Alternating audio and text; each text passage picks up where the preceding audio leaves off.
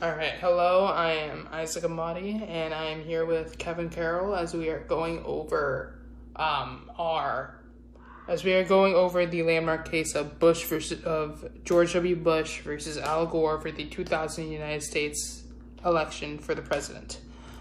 So some background information is that this court case obviously stemmed from the 2000 United States presidential election. The nominees were George Walker Bush and Albert Gore. The vote was very close, as it was like 51-49, like that close, and they couldn't really tell about who was going to win the election, and it was mostly due to Florida.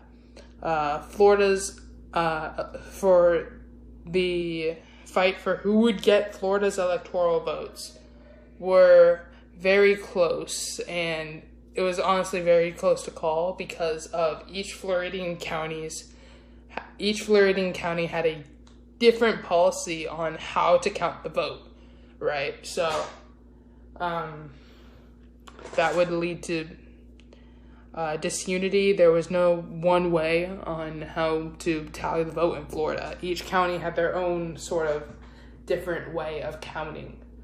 So that would lead to a very close vote that was way too close to call between Bush and Gore. This then led to Bush to appeal to the Supreme Court of the United States. Bush's legal team argued that the Florida Supreme Court ruling calling for a nationwide recount violated the Equal Protection Law clause of the 14th Amendment. They also considered that not all the votes would be counted equally since each county had different laws. Gore's teams countered that by saying there was a unified recounting method that could be used so all votes could be counted equally. The Supreme Court of the United States ruled from 7-2 that the Florida Supreme Court decision violated the Equal Protection Clause of the 14th Amendment, resulting in the termination of the recount process in Florida. Also, in a 5-4 decision, it also ruled that there wasn't enough time to complete the recount in time. All the dissenting justices contended that the majority was wrong to prevent any manual recount from taking place.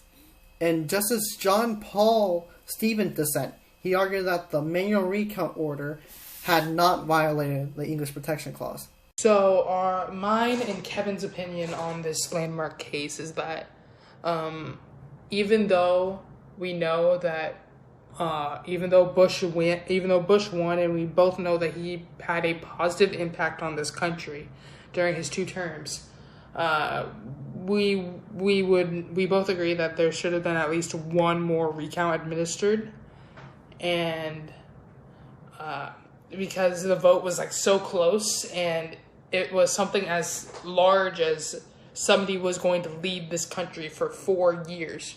4 years is a long time, and for somebody to be in power for that long, that would take a larger amount of a majority. And although Bush did do good, we do think that there should have been at least one more recount done in Florida.